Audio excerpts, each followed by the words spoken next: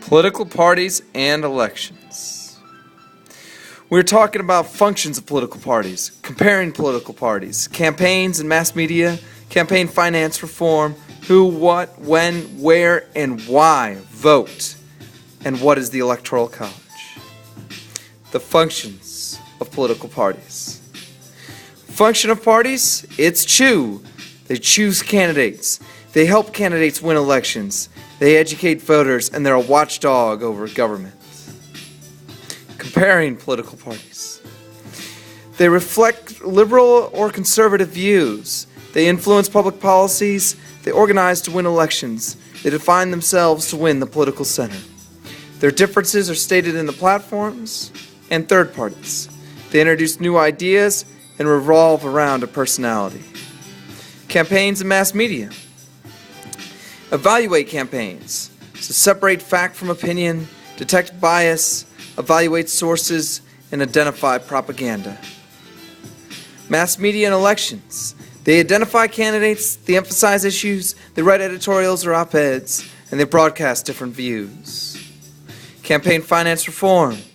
So we're talking about rising campaign costs that limit candidates must fundraise. It limits opportunities to run, gives an advantage to the wealthy, encourages political action committees, PACs, and it gives issue-oriented groups a big advantage, groups like the NRA.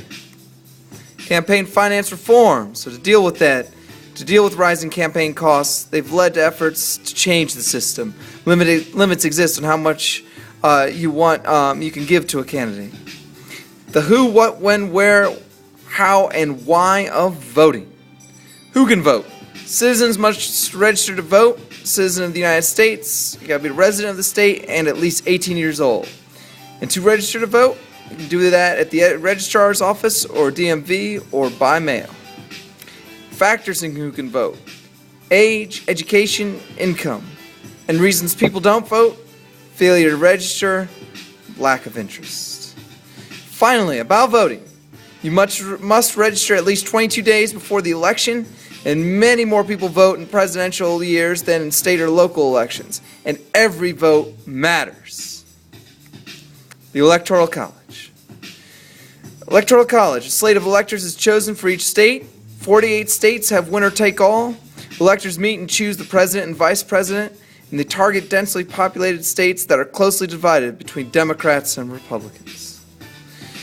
So finally, with the Electoral College, the electoral vote for each state is based on congressional representation, which equals approximately the population. An Electoral College favors a two-party system. So getting involved in political parties and elections is how you make changes. Thank you so much. Watch this one more time if you're still confused. Thank you all.